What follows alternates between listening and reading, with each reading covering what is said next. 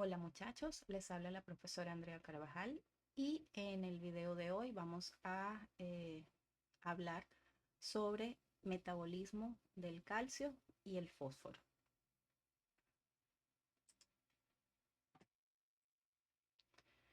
Entonces, empezando, ¿por qué hablamos de esto? Básicamente porque el metabolismo del calcio y el fósforo va a estar regularizado o determinado por la acción de tres hormonas en específico. Estas hormonas son la PTH, que es la hormona paratiroidea. Tenemos la vitamina D, que aunque tiene una función de vitamina o se le llama vitamina, pues es una hormona. Calcitonina, que es otra hormona producida por la tiroides, por la célula C de la tiroides. Y estas hormonas van a tener un efecto sobre el tracto gastrointestinal, el riñón y el hueso. ¿Para qué? Para regularizar o mantener estable el, los niveles o las concentraciones de calcio, fósforo y magnesio en el organismo. Entonces, vamos a hablar un poquito al inicio de hoy de cómo es la regularización del calcio o cuál es el metabolismo básico del calcio y posteriormente vamos a hablar de cada una de estas hormonas y sus efectos para poder aumentar o disminuir los niveles de estos electrolitos en sangre. Primero que todo, recordar cuál es la importancia del calcio. Usualmente cuando nosotros, o antes de estudiar medicina, cuando nos hablan de calcio, siempre nos imaginamos los huesos. ¿Para qué sirve el calcio? Para los huesos. ¿Para qué sirve el calcio? Para fortalecer los huesos. Sin embargo, ya ustedes que han ido o han hecho un recorrido por toda la fisiología del organismo, pues se habrán dado cuenta que el calcio va mucho más allá de ser simplemente eh, formadora de huesos. Recordemos que el calcio es una molécula señal importante. Si ustedes recuerdan, cada vez que hay una sinapsis o una liberación de neurotransmisores, esa liberación se da gracias a la entrada de calcio en el botón presináptico. Entonces el calcio está directamente relacionado con la excitabilidad. Es una molécula señal importante también a nivel muscular. Recordemos que es el intermediario principal para la contracción muscular, ya que el fin de esa estimulación es liberar el calcio del retículo sarcoplásmico o aumentar el calcio que pase del extra hacia el intracelular con la idea de que ese calcio se una a la proteína eh, indicada para poder entonces activar la formación de los puentes de actina y miosina. Esto sucede tanto a nivel del músculo estriado como en el músculo cardíaco, así como también en algunos lugares del músculo liso. Entonces el calcio eh, va, como les dije, mucho más allá de ser simplemente huesos. El calcio también es un cofactor de la cascada de la coagulación. Recordemos que dentro de la cascada de coagulación, el calcio es uno de los factores de la coagulación, parte estructural de las uniones estrechas celulares, mantiene la adecuada permeabilidad de las membranas celulares a otros iones.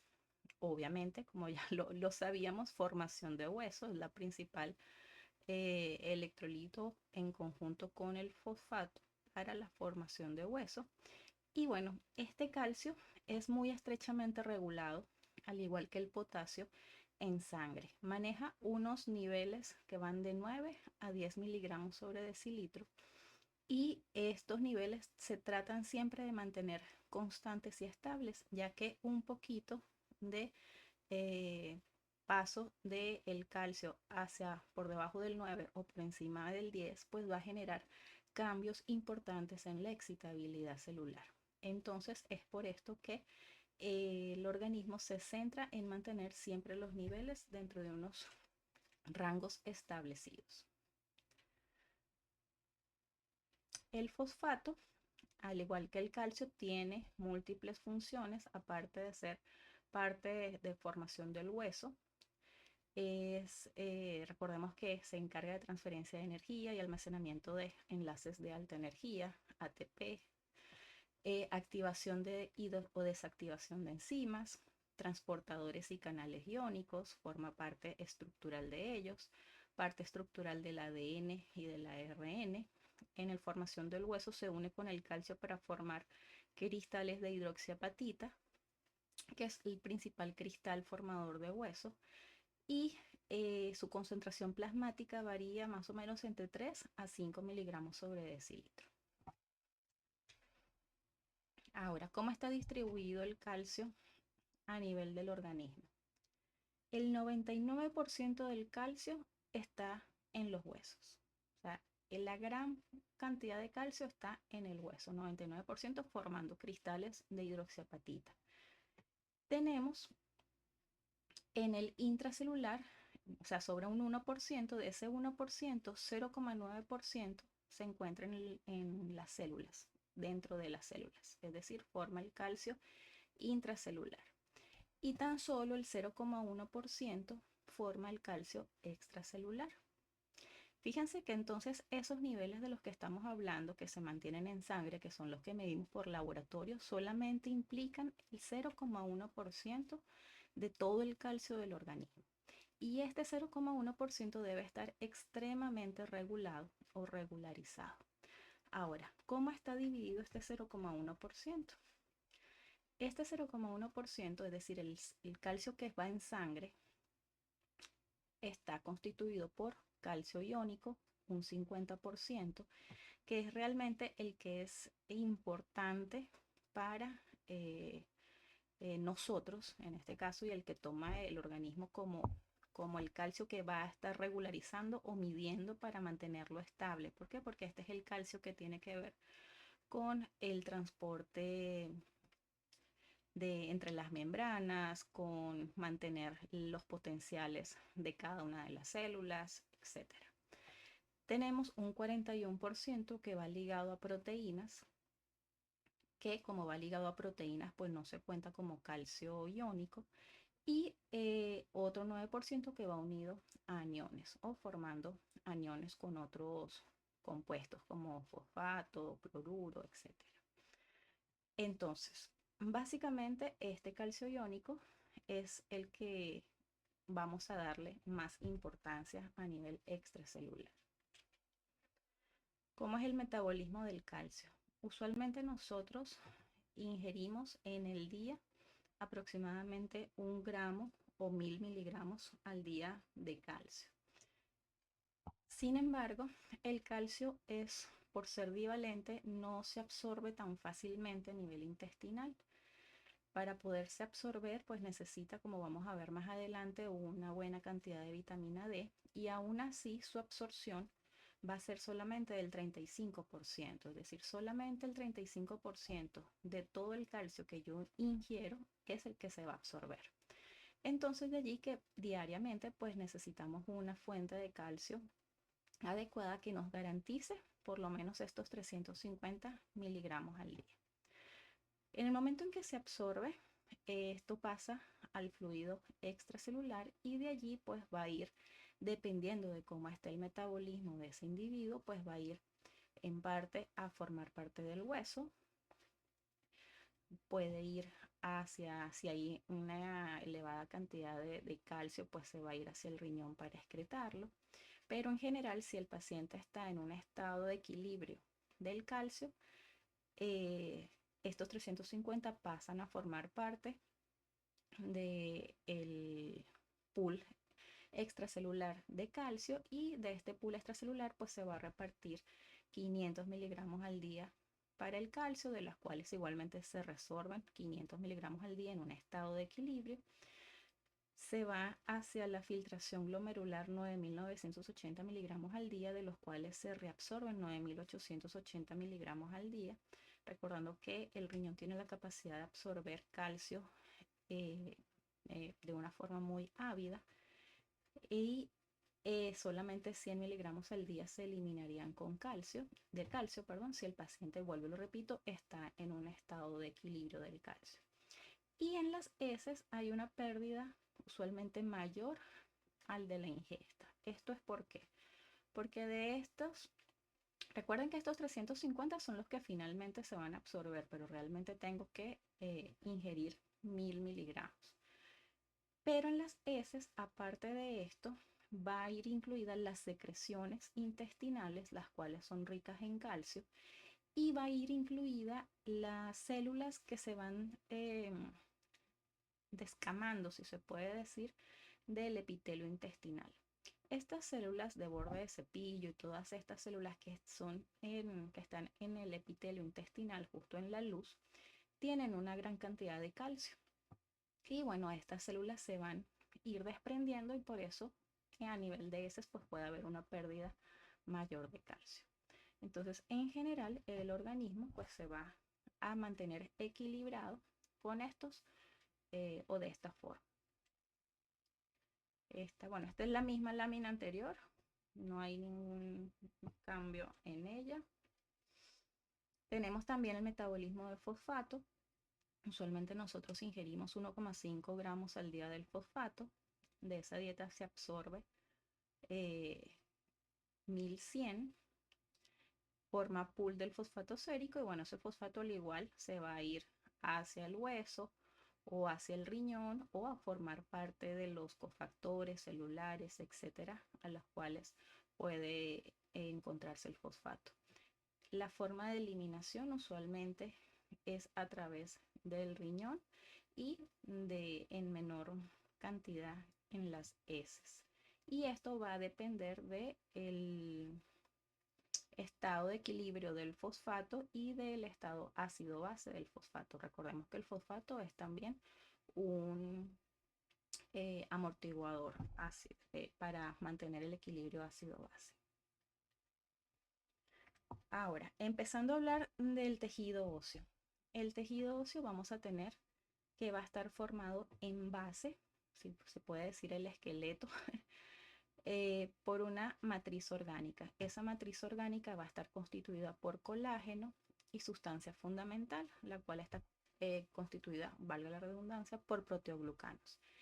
Esa unión del colágeno y sustancia fundamental van entrelazados o entreligados de forma tal que permitan que entre ellos, o forman como una especie de red, que permita que entre ellos se vayan depositando las sales óseas, que finalmente van a ser los que le van a dar la rigidez al hueso. Estas sales óseas en la mayor cantidad están formadas por sales de hidroxiapatita, y estas sales óseas se van a ir después de que se forma la matriz orgánica del hueso. Estas sales se van a ir depositando sobre la matriz de forma tal que van a tener o le va a dar al hueso pues su característica de ser resistente a la tensión y resistente, y en este caso incompresible, ¿no? O resistente a la compresión por el hecho de cómo está formado. De base, la matriz orgánica y sobre esta, pues las sales óseas. Ahora, este hueso, luego de que ya, a medida que vamos aumentando en edad, pues ese hueso obviamente en los niños está formándose todo el tiempo porque está en franco crecimiento. Ya después de la edad adulta, el hueso es un poco más estable. Sin embargo, el hueso siempre está en remodelación. ¿Por qué? Porque si el hueso no se mantiene formándose nuevamente, pues esa estructura vieja del que habíamos hablado antes, de la matriz orgánica con las sales óseas arriba, va perdiendo su funcionalidad y se hace cada vez más frágil. Entonces, por eso el hueso que nosotros tenemos usualmente va cambiando a medida que, o sea, no es el hueso que se hace y se forma y ya quedó listo el hueso. El hueso siempre está en constante renovación. Entonces, no está en renovación completa, pero sí por partes. Entonces, se va resorbiendo una parte del hueso y se forma nuevo hueso, de forma tal de poder ir recambiando todas las sales anteriores y toda la matriz anterior. Para esto vamos a tener a cargo a los osteoblastos, que son unas células derivadas de la médula ósea que se encargan de formación de hueso. Y vamos a tener por otro lado los osteoclastos, que son su contraparte, o los que están encargados de la resorción de hueso. Cuando ustedes escuchen la palabra resorción, estoy hablando de, en este caso, cuando saco calcio, de calcio y fosfato, en este caso del hueso. Entonces, fíjense, aquí tenemos un hueso que ya está establecido. Sin embargo, hubo una activación de estas células que están aquí, que son osteoclastos. Estos osteoclastos se caracterizan porque ellos tienen la capacidad de disolver el hueso, disolver tanto la matriz orgánica como las sales de hidroxipatita, generando entonces, fíjense que van socavando, socavando, socavando y destruyendo ese hueso formado. Usualmente estos, como ustedes lo ven aquí, son aproximadamente de 1 milímetro o 2 milímetros en el hueso. ¿Okay? Esta activación genera esta destrucción de aproximadamente 1 o 2 milímetros de hueso, y después de que se ha hecho este, si se puede decir, se ha hecho la resorción de esa parte del hueso, viene entonces la activación de los osteoblastos. Ahora, los osteoblastos, ¿de dónde salen? Los osteoblastos igualmente son células, pero que ya vienen formando parte del hueso, porque durante la formación del hueso, parte de estos osteoblastos se van quedando dentro del hueso, de forma tal que en el mismo hueso pues ya están los osteoblastos, pero si se puede decir en forma dormida, ¿okay? Que se despiertan, o en este caso empiezan a hacer su efecto cuando ocurre la resorción ósea. Entonces, luego de que ocurrió la resorción, hay una activación de osteoblastos. Esta activación también está relacionada con varias hormonas, de las cuales, bueno, vamos a hablar más adelante. Y entonces estos osteoblastos se encargan de producir el osteoide, o en este caso generar la matriz ósea, ¿ok? Que serían la formación de proteoglucanos, de colágeno, y formando entonces el osteoide en el lugar donde se había generado la resorción.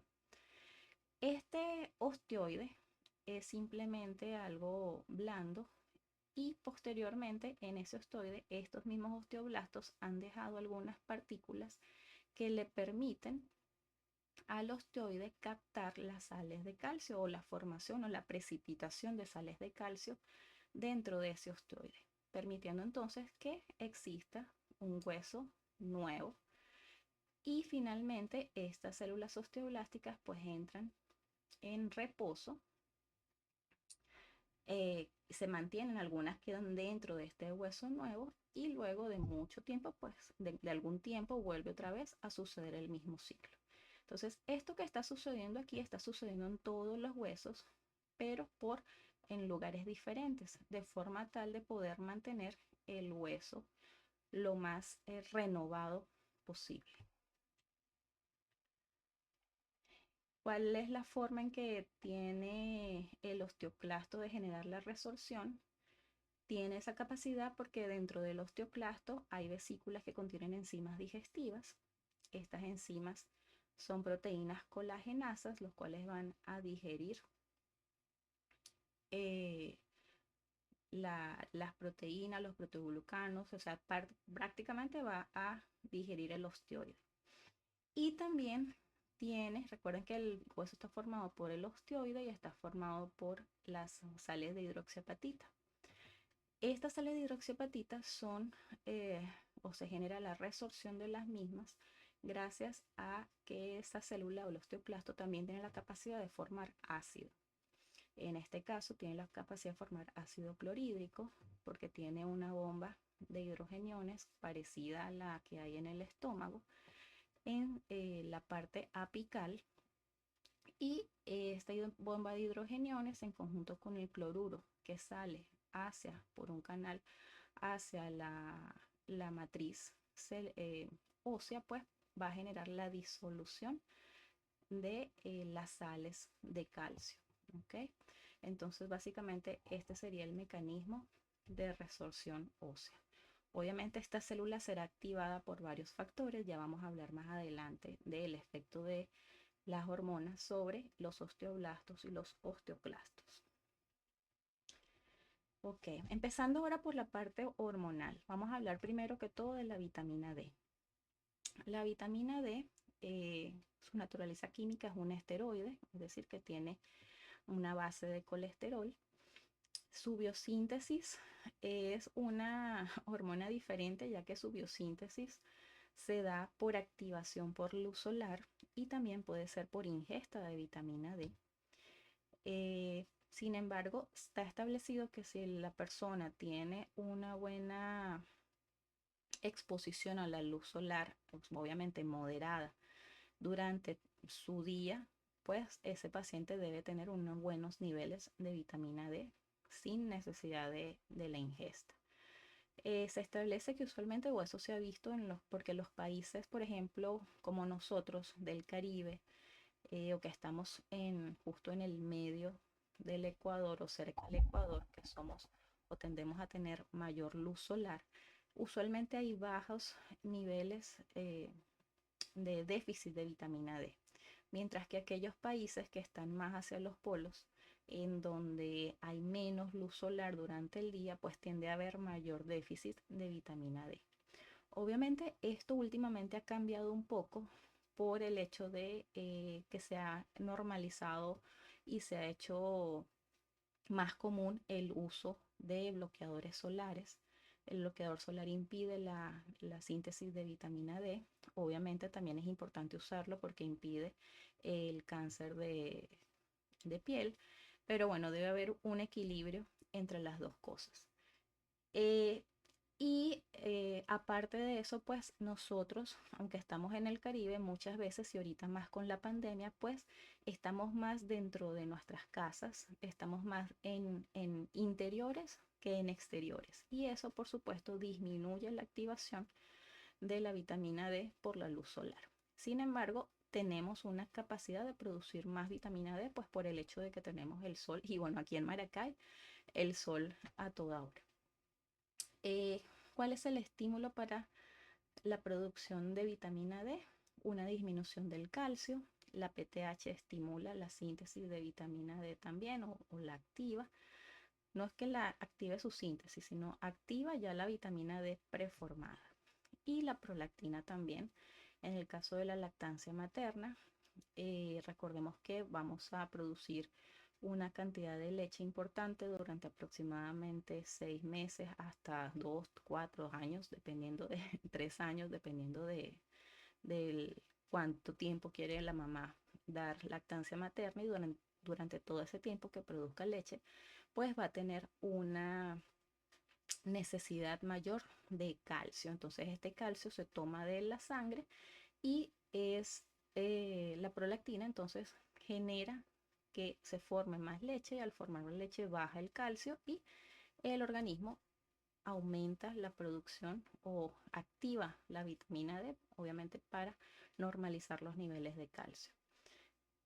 La forma activa de la vitamina D es la que se conoce como 1,25 hidroxicolecalciferol o 1,25 hidroxivitamina D, que va a ser finalmente la que va a ser el efecto importante sobre el calcio.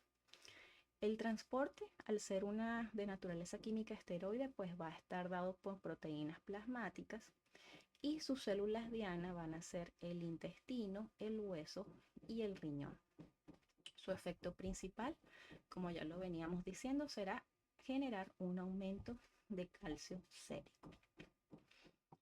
Entonces, es muy importante tomar en cuenta que en su forma inactiva, que es la 25 hidroxivitamina D3 o 25 hidroxicolecalciferol, su forma inactiva está fuertemente regulada por ella misma, es decir, hay un ciclo de retroalimentación negativa, en donde si los niveles plasmáticos de vitamina D llegan a un punto en específico, así yo aumente la cantidad de vitamina D que ingiero, no va a haber un aumento importante de los niveles plasmáticos de 25HD3.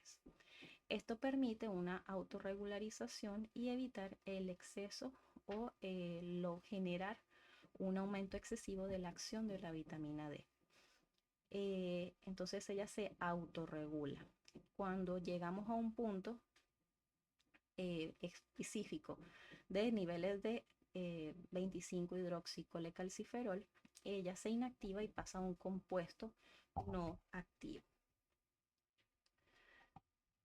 Y aquí podemos ver el efecto de la concentración de calcio sérico sobre la concentración de 1,25-hidroxicolecalciferol, que como les comenté anteriormente vendría siendo la hormona de la vitamina D activa. O sea, esta es la que realmente va a hacer su efecto. Y la 25 es la que se encuentra como en forma de depósito o inactiva.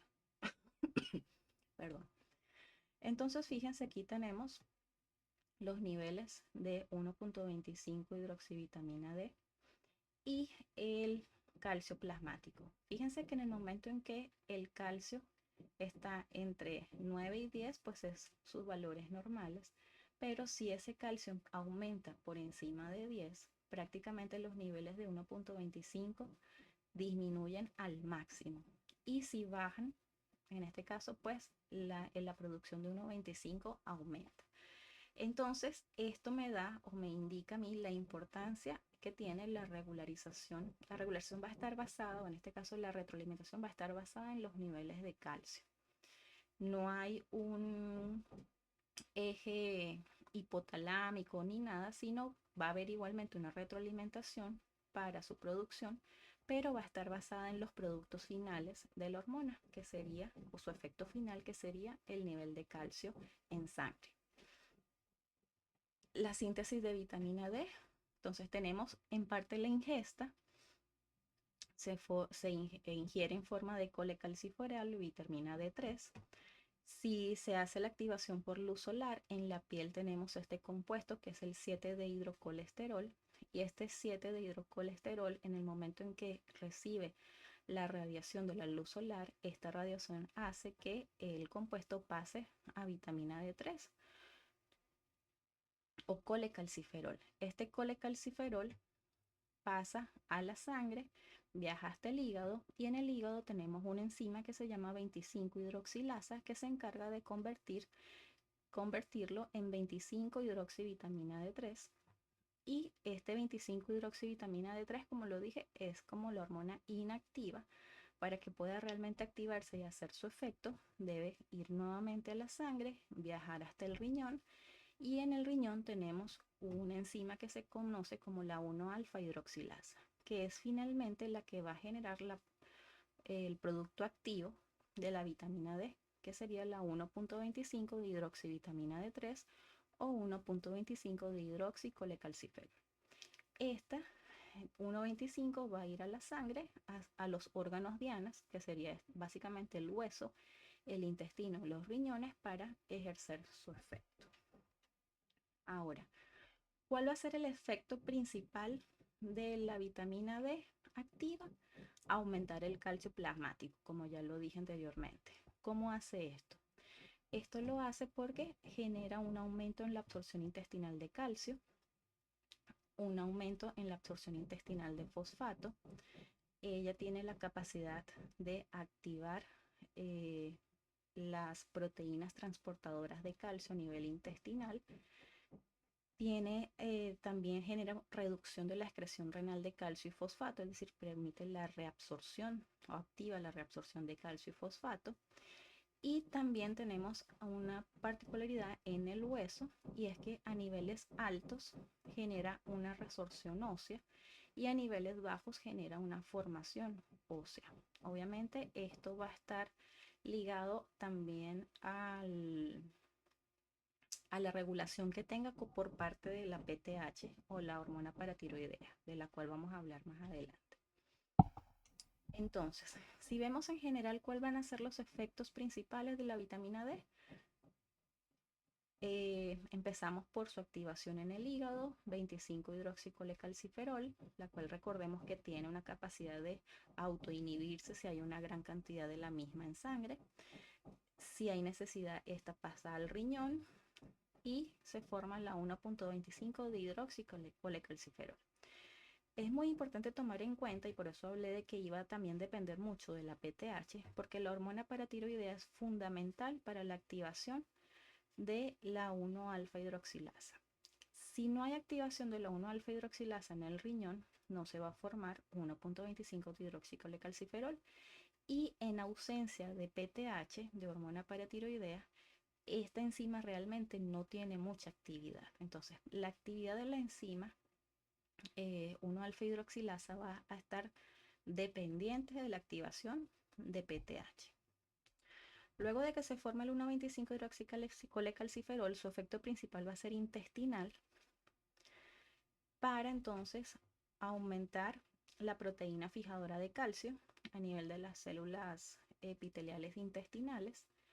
Esta proteína permite captar el calcio mucho más fácil, aumenta la ATPase estimulada por el calcio y aumenta la fosfatasa alcalina, que permite entonces, o estas tres acciones permiten entonces una absorción intestinal de calcio un poco más efectiva, generando entonces concentraciones mayores de calcio en plasma.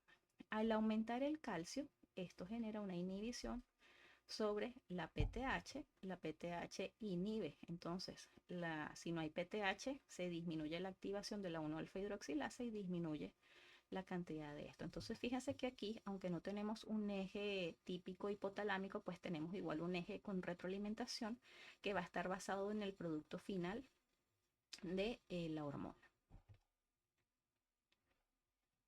Ahora, vamos a pasar a hablar de la PTH. La PTH o la hormona paratiroidea se forma en las glándulas paratiroides. Recordemos que las glándulas paratiroides se encuentran en cada uno son 4 glándulas que se encuentran en cada uno de los puntos de la tiroides, 2 del lado derecho, 2 del lado izquierdo. Tienen un tamaño aproximado de 4 o 5 milímetros. Son glandulitas muy pequeñitas que se encuentran por detrás de la tiroides y están formadas por células principales, que son las que forman la PTH, y básicamente se encargan de producir PTH. Estas células tienen unos sensores o unos receptores de calcio muy sensibles, los cuales son los que le van a permitir aumentar o disminuir la producción de PTH. Entonces, este sensor de calcio que tienen estas células principales es sumamente importante para lograr el mantenimiento del equilibrio del calcio. Entonces, su origen, como ya lo expliqué, células paratiroides. La naturaleza química, en este caso, es una proteína de 84 aminoácidos.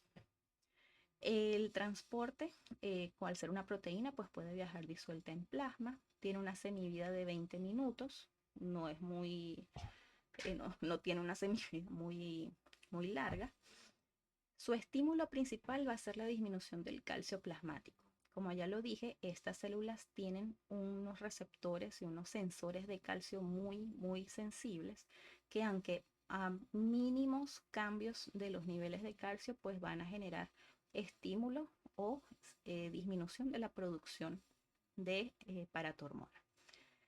Tenemos tejidos dianas, van a ser el riñón, el hueso y el intestino. El intestino, pues, aunque obviamente va a tener un efecto, sin embargo, el efecto en el intestino va a ser secundario a la acción de la vitamina D. Es decir, la PTH, como lo vimos en el esquema anterior, activa la vitamina D, permite que se forme el 1-alfa hidroxicolecalciferol y a través de ella es que va a ejercer su acción sobre el intestino. Utiliza como segundo mensajero el AMP cíclico y la acción general, al igual que la de la vitamina D, va a ser el aumento del calcio sérico. Aquí tenemos una imagen para ver el efecto de la PTH sobre el calcio y el fosfato. Tenemos en un animal de experimentación en donde se midió el calcio, en este caso sería el calcio iónico y el fosfato, y se empezó una infusión de hormona o de PTH. Fíjense qué sucede en el momento de iniciar la infusión de PTH a medida que va pasando el tiempo. A medida que va pasando el tiempo y empieza la infusión de PTH, el calcio progresivamente empieza a aumentar, mientras que el fosfato comienza a disminuir. Entonces, a diferencia de la vitamina D, la PTH tiene efectos diferentes sobre el calcio y el fosfato. Recordemos que la vitamina D más bien genera un aumento de calcio y de fosfato o absorción de fosfato, mientras que la PTH tiene un efecto diferente para cada uno de estos electrolitos. Aquí tenemos otra imagen de otro experimento. Aquí tenemos los niveles de calcio sérico. En esta franja serían los niveles de calcio sérico normal. ¿Ok? Aquí tenemos también un paciente en el cual se le administró cloruro de calcio endovenoso. Al administrar cloruro de calcio endovenoso, el calcio sérico empezó a aumentar progresivamente. ¿Qué sucede al aumentar el calcio progresivamente? La PTH empieza a disminuir. Entonces el efecto, la PTH va a estar estrechamente regularizada por los niveles de calcio sérico. Si vemos aquí el otro lado de la moneda, si administramos, en vez de administrar calcio, administramos EDTA intravenoso. EDTA es un compuesto que jala el calcio, que quela el calcio, se une a él, por lo tanto lo saca de su forma iónica. Y recordemos que esa forma iónica es la que va a estar sensando, en este caso, las células de la paratiroides. Al sacar el calcio de su forma iónica, ese calcio empieza a disminuir progresivamente. ¿Qué sucede al disminuir el calcio? Empieza a aumentar la PTH. Entonces, los niveles de calcio están directamente ligados al aumento o disminución de la síntesis de PTH. Vamos a hablar sobre los efectos específicos en hueso, riñón y intestino. Entonces, básicamente, el efecto básico óseo va a ser aumentar la resorción de calcio y fosfato del hueso. Esto lo va a hacer en dos fases. Una, porque el hueso en su parte, en el periósteo, en su parte más superficial, tiene una capa de células osteoblastos y por debajo de esa capa de células de osteoblastos se recorre lo que se llama el líquido óseo. Ese líquido óseo tiene cantidades de calcio y entonces cuando aumenta los niveles de PTH en esa fase rápida, esa PTH activa estas bombas de calcio desde ese líquido óseo y permite que ese calcio salga hacia el extracelular sin necesidad todavía de generar una resorción como tal del hueso. Si el estímulo de PTH se mantiene en el tiempo, la fase lenta constituye en activar los osteoclastos. Entonces, se activan los osteoclastos. Los osteoclastos como tal no tienen un sensor o un receptor para PTH. Esta activación se hace de forma indirecta a través de los osteoblastos. Los osteoblastos producen una proteína que es una proteína señal. O sea, recordemos que aquí inicialmente se habían activado los osteoblastos. Al activarse estos, producen una proteína señal que va a activar de forma paracrina a través del receptor RANK que tienen los osteoclastos y entonces va a empezar la formación de nuevos osteoclastos. Estos osteoclastos, como ya lo hablamos anteriormente, tienen la capacidad de generar una resorción ósea, es decir, van a romper el hueso y sacar esas sales de calcio, romper esas sales de calcio que ya se habían formado. Entonces, estos serían los dos efectos básicamente. A nivel del riñón, se genera una disminución de la excreción renal de calcio, aumenta la reabsorción por los túbulos distales y los colectores, los cuales son los que son o pueden, tienen sensores o tienen receptores para PTH. Recuerden que el calcio, el 99% del calcio se va a reabsorber en el túbulo proximal y el túbulo en la porción ascendente del asa de Henle y en la primera parte del túbulo distal. En la parte final del túbulo distal y túbulos colectores, la absorción va a depender del efecto de la PTH. Es decir, si hay aumento de la PTH, estos túbulos distales y colectores reabsorben el calcio. Si no hay efecto de la PTH, los túbulos distales y colectores, túbulos distal final y colector no tienen la capacidad de reabsorber mucha cantidad de calcio. También aumentan la excreción renal de fosfato y esta es la razón por la cual el fosfato baja o disminuye cuando hay una infusión de PTH, como vimos en la lámina anterior. Entonces disminuye o permite, aumenta la reabsorción de calcio y aumenta la excreción de fosfato. Y obviamente su efecto sobre el riñón también sería que, recordemos que en el riñón tenemos la 1-alfa hidroxilasa. Esa 1-alfa hidroxilasa va a activarse dependiente de la PTH. Si no hay una activación por la PTH, realmente la 1-alfa hidroxilasa no tiene un trabajo importante.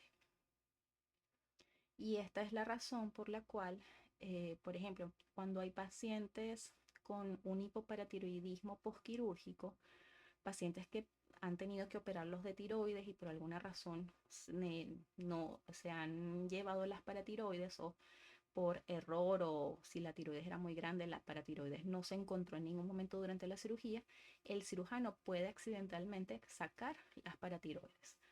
Al sacar las paratiroides, el paciente queda sin PTH. Entonces, no hay forma de activar la 1-alfa hidroxilasa. Entonces, el paciente inmediatamente, una de las cosas que va a presentar va a ser hipocalcemia. Al no activarse la 1-alfa hidroxilasa al paciente, hay que obviamente darle vitamina D, pero no se le puede dar vitamina D 25 dihidroxicolecalciferol, que es la que normalmente venden como vitamina D en las farmacias. Hay que darle vitamina D activa, o sea, vitamina D ya en forma de 1-alfa hidroxilasa. ¿Por qué? Porque si este paciente no tiene PTH, no va a haber una actividad importante de la 1-alfa hidroxilasa y por lo tanto no voy a hacer nada dándole vitamina D inactiva porque no va a tener cómo activarla. Igualmente sucede también